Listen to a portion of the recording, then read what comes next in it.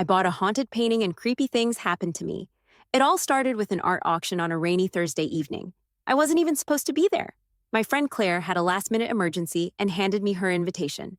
Go have some wine, look at overpriced art, she said. It'll be good for you. I hadn't planned on buying anything, I just needed a distraction. But the moment I saw that painting, something strange happened. It was shoved in the far back corner of the room, separated from the other pieces. A small canvas, maybe 18 by 24 inches, with an antique wooden frame that looked more like it belonged in a cathedral than someone's living room. The artwork itself showed two children, one standing slightly behind the other. The boy had a solemn face and unusually long fingers resting on the girl's shoulder. She looked frightened, her eyes wide, mouth slightly open as if frozen mid-scream. The background was a swirling mess of gray and brown, like smoke or ash. I couldn't stop staring. An older man nearby noticed and whispered, "That thing gives me the creeps." I tried to laugh it off, but I felt it too. Something off about it, something that held your attention for too long. When the painting came up for bidding, barely anyone raised a hand. The auctioneer seemed uncomfortable. Lot number 47, untitled, unknown artist. Opening bid at $50. $50. That's all it took. No one else bid. Maybe I should have taken that as a sign. I paid for it and carried it to my car myself, the rain pouring down harder than ever. I hung the painting in my hallway that night. Not because I liked it exactly. It was too dark, too unsettling. But there was something fascinating about it. I couldn't explain why, but I felt like it belonged with me. As I went to bed, I glanced at it one more time and muttered, "Creepy little thing." That was the first night I heard the footsteps. I live alone. No roommates, no pets, just me and the occasional spider. But at around 2:13 a.m., I woke up to the sound of soft, deliberate footsteps moving down the hallway, slow and steady, like someone pacing. I sat up, heart pounding. The footsteps stopped outside my bedroom door. My breath caught in my throat. I waited. Nothing. Finally, I got up and opened the door. The hallway was empty. But the painting? It had moved. It was now tilted, hanging at a strange angle like someone had touched it. The air around it felt colder, heavier. I told myself it was just a draft, or the nail in the wall giving out. But deep down, I knew something wasn't right. The next morning, I almost convinced myself it was all in my head. Maybe I hadn't hung the painting properly, maybe I dreamed the footsteps. I made some coffee and went to examine the frame in the daylight, trying to be logical, but something had changed. The girl's expression, I couldn't prove it. There was no before photo, but I swore her mouth was more open now, her eyes wider. It was like she was more afraid than before. I shook it off. I had work to do, deadlines to meet, but the unease stayed with me, like a bad smell you can't find the source of. Throughout the day, little things started happening.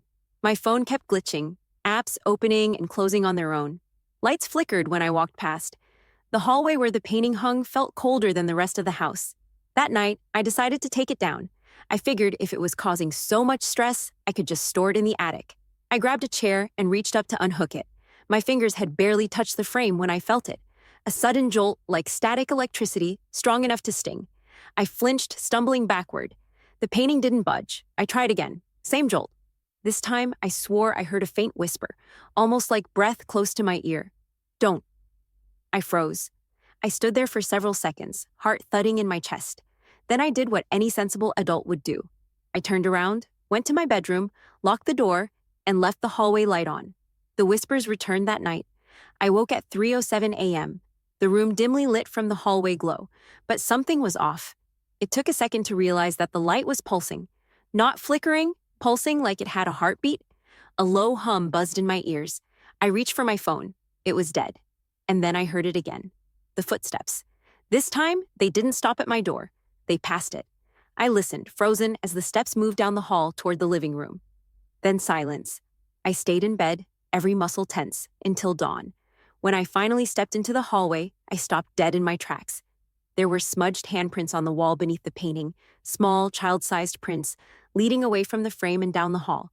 I followed them, heart in my throat, all the way to the living room. They ended at the couch, just stopped there, like whoever, or whatever, had been watching me while I slept. I didn't want to admit it, but the painting had changed again. Now there was a third figure in the background, something dark, something I hadn't seen before. I stared at the painting, breath caught in my throat. The figure in the background hadn't been there before. I was sure of it. Tall, shadowy, with no face. Just a vague outline of something human, or pretending to be. It stood behind the girl, hands barely reaching toward her shoulders. It hadn't been in the painting when I bought it, or when I hung it up, or even the first time it scared me. But now it was unmistakably there, watching. I grabbed my phone and took a picture of the painting. If it changed again, I'd need proof. The rest of the day, I couldn't focus. Every creak in the floorboards made me jump. I kept glancing at the hallway, half expecting that faceless thing to step out of the frame. I tried covering the painting with a sheet, but by evening, the sheet was on the floor, as if someone had gently peeled it off. That night, I didn't sleep. Not because I didn't want to, because something wouldn't let me. I lay in bed, lights on, phone charged, blanket pulled up tight. I was just starting to drift off when I heard the whisper again. Not right next to me this time. It came from the hallway. Then the unmistakable creak of a footstep. Then another, slow, deliberate, approaching my room. I sat up, pulse racing. The doorknob twisted. I shot up and yelled, "Who's there?" Silence. I rushed over and yanked the door open. No one was there. The hallway was empty but freezing. I could see my breath, like the air had been pulled straight from a freezer. And the painting? The painting was different again. The girl's mouth was open in a silent scream. Her eyes looked directly at mine. And the shadowy figure? It had moved closer. Its hands were now on her shoulders. The next morning, I decided to do something I probably should have done from the start. Research. I dug through old online forums, haunted object databases, auction archives. After hours of searching, I finally found something. A blog post from 10 years ago, buried deep on a paranormal site. The painting had belonged to a woman in Illinois. She claimed it was cursed, said her daughter started talking to the man in the picture, claimed her dog refused to go near it. Eventually, she said her daughter stopped talking completely. The last entry in the blog said, "I sold the painting. I had to. He told me to." The post ended there. No follow-up, no name, no clue where it went next. Until now. I sat back in my chair, skin crawling. That was my painting. After reading that blog post, everything inside me screamed to get rid of the painting. But something, some twisted sense of curiosity, or maybe a deeper pull I couldn't explain, made me hesitate. It was like it wanted me to see something, or worse, feel something. That night, I locked the painting in the hallway closet. Not just closed it, locked it. I even shoved a chair in front of the door. I didn't want it anywhere near me while I slept. And for a few hours, everything was quiet. Until 3:17 a.m., a sharp knock jolted me awake. I froze. The sound came again, not from the front door, not from a window, from inside the hallway closet. 3 slow, steady knocks, then a pause, and then a muffled voice. It was a woman's voice, whispering, crying, barely audible. "Let me out." I stumbled out of bed, grabbing the closest thing I could find, an umbrella, and crept toward the closet. The chair was tipped over. The door, unlocked. My heart pounded in my ears. I took a breath and flung it open. Nothing. Just the painting, leaning calmly against the back wall like it had never moved.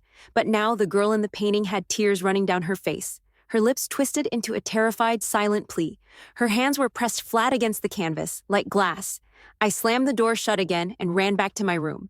But sleep was impossible. Every few minutes, I'd hear scratching, soft and slow from inside the walls. Not mice, not plumbing. This was different, like fingernails across wood. The next morning, my neighbor knocked on my door. She looked pale. "Did you hear voices last night?" she asked. I hesitated. "What kind of voices?" She looked at the floor. "A girl. Crying, over and over, coming from your apartment." I forced a smile. "Must have been the TV." She didn't believe me. I didn't blame her. Later that day, I went back to the closet and pulled the painting out again. I needed answers, real ones. I flipped it over. Nothing, just wood and canvas.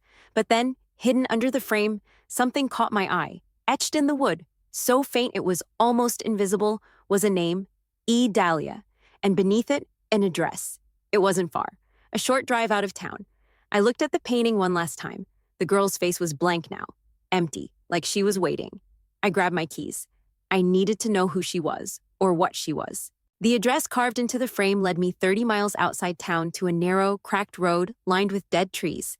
At the end of it stood a decaying Victorian house, sagging under its own weight, windows boarded up, roof peeling. It looked like it had been abandoned for decades. I parked on the shoulder and stared at it for a moment, gripping the steering wheel like it could protect me. I wasn't sure what I expected. Maybe a family member of the girl in the painting, maybe some kind of explanation. But deep down, I knew this place held something darker. I got out, painting in hand, and made my way up the creaking steps. The front door was slightly ajar. I stepped inside. Dust filled the air, thick and bitter. The floor groaned under me. Faded portraits lined the walls, each one cracked, rotted, but still watching. At the end of the hallway was a staircase. Something told me to go up. I climbed slowly. Each step sounded louder than the last. At the top, there was a single room. The door was open just enough to see light flickering from within. I pushed it. Inside was a nursery, or what was left of one. Broken toys scattered across the floor, a rotting crib in the corner, and on the far wall an empty frame, the exact shape and size of the painting I now held. I turned to leave, and that's when I heard it. A child's giggle, behind me. I spun around, heart pounding. There, standing in the center of the room, was the girl from the painting. Not the canvas version, real, almost. She looked just like her, same pale face, same hollow eyes, but her feet didn't touch the floor, and when she smiled, her teeth were black. "You brought me back," she whispered. I dropped the painting. It shattered on the floor. The girl screamed, a high, glass-breaking scream that shook the whole house. I ran, down the stairs, out the door, across the yard. The house behind me groaned as if waking from a long sleep. Just as I reached my car, I heard one last voice, so close it felt like it came from inside my head. "Now you belong here." I never looked back. I moved 3 states away. Threw out everything I owned that had ever been near that painting. But sometimes at night, I hear tapping on the walls, 3 slow knocks, and a whisper. "Let me out." I know she's still with me, and I don't think she'll ever leave.